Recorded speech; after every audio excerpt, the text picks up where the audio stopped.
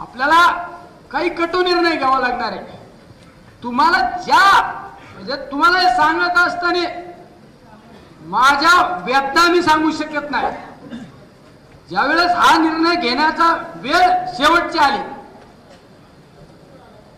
काल अभिषेकराव आम्ही होतो 2-3 कार्यकर्ते अमोल बरोबर, त्यावेळेस आम्ही असं बसल्या म्हणले असा निर्णय आपल्याला घ्यायचा आहे, घेऊन टाकू। फक्त मला माझ्या लोकांना एकदा विचारू द्या।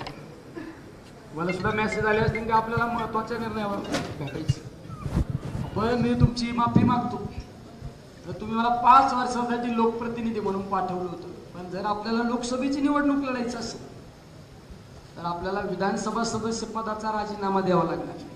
संघर्ष आम्ही पण केलेला आहे धनंजय, आम्ही आमदार करण्यासाठी संघर्ष केला, राजीनामा देण्यासाठी आमदार पण आपल्याला काही आमदारकीसाठी संघर्ष केला, आता खासदारकीसाठी संघर्ष करायचा। या नफरत निर्माण होणार आहे।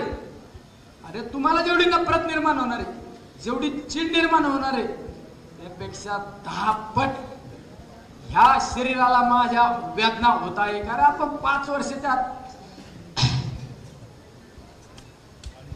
लढायचं नाही, लढायचं हे तुमचा शब्द आहे।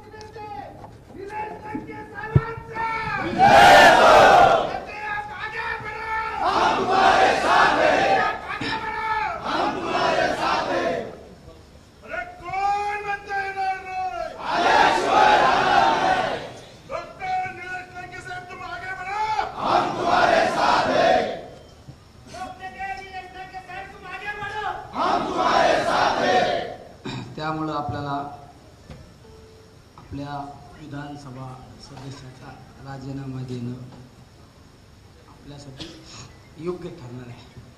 कारण आपण पुढं चुकीचं सापडतो हे बऱ्याच वेळा तपासलं जाणार आहे। कायदेशीर लोकांची टीम आपल्या समोरच्या लोकांकडे, मी तर एक सगळ्या गोष्टीचा अभ्यास केला। मला माहीत होतं तात्यांना, मी तर एक दिवस रात्री मला तात्यांचा 2-2:30 वाजता फोन आला, अरे अशी मला शंका वाटते, बरोबर शंका वाटते की आपण आता हे कसं होणार।